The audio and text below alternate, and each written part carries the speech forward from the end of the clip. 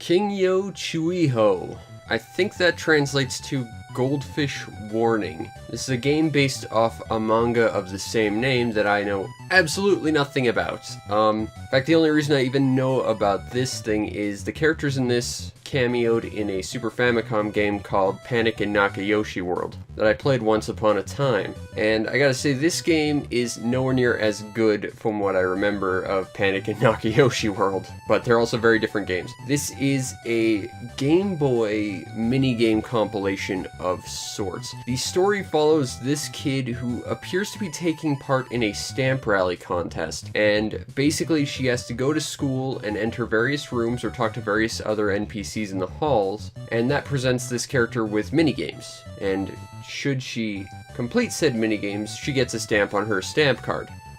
I think.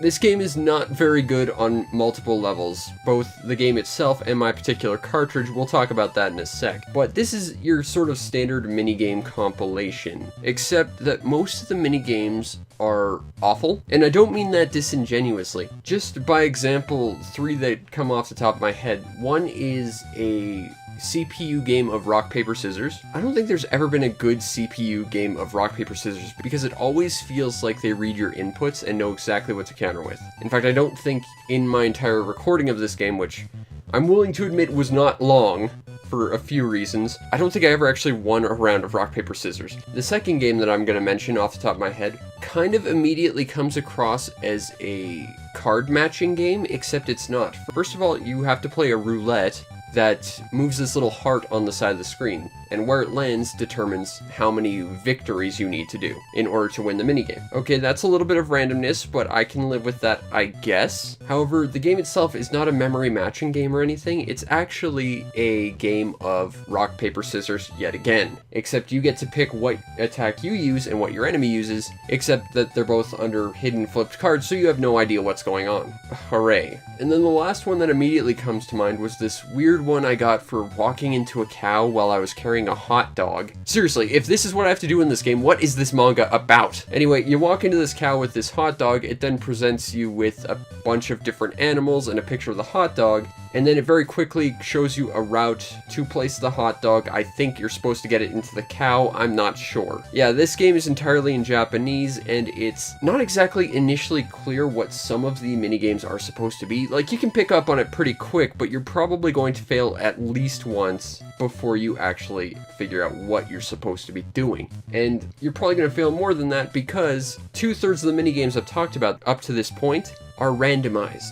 Sure, the card flipping has a little bit of memory aspect to it, I suppose, and that third one with the path to the hot dog to the cow or whatever, that's actually kind of a thinking skill-based game, sorta, once you pick up what it's about. But for the most part, the minigames are just luck-based. And in a game where your entire victory or failure is dependent on an invisible random number generator that is beyond your control, that is horrible. But I'm not even sure that's necessarily where all of this ends. See, here's where some of the big problems I faced playing this game came in.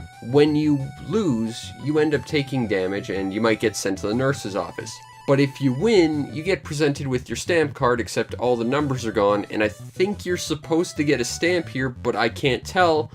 My cartridge froze every time I got to the screen. So, yeah, I only have about 10 minutes of recording of this because I had to restart every time I actually won a minigame. I can tell you that every single minigame feels like it's dependent on luck, isn't necessarily super clear on what you have to do, and it's largely just not fun. I mean, yeah, sure, they're luck-based, but outside of that, they're just not really engaging or enjoyable in any way, shape, or form. And in a minigame collection, if you can't do your minigames right, what is there to this game?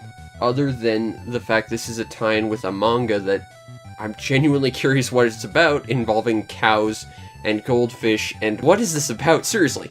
But this just feels like a cynical tie-in to sell games based on an IP that already exists and presumably has fans that would purchase it. And I mean, that's the one thing this game seems to have going for it.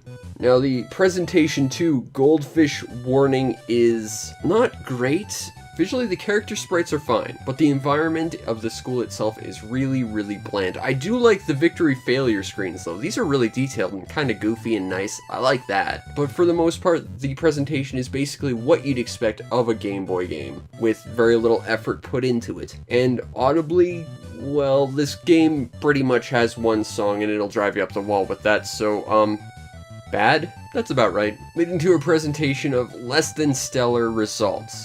Now, if you want a copy of Goldfish Warning on the Game Boy, it will cost you $1, which is about what I paid for it at a garage sale, and I gotta say, I want my dollar back. This game is, well, ignoring the fact that my cartridge seems to be kind of buggy, although that could very well be the entirety of the game itself. This whole game might be buggy, I'm not entirely sure, but I know my cartridge certainly doesn't work past one victory. The game itself is not very enjoyable, it's bland, and the minigames are both luck-based and just not engaging or fun. Basically, if you want a game based on this series, I guess this is one of them. I think there was like 2 others, but I can tell you, you can do a lot better for the Game Boy for roughly the same price. I'd skip this one and save up for a copy of Panic in Nakayoshi World, which is like $15 on the Super Famicom. Way better game. But on the bright side, this game is an excellent representation of what you'd normally expect a goldfish to look like after your child shakes its bag a lot before you get it home. Lifeless, unfun, and floating upside down on its back.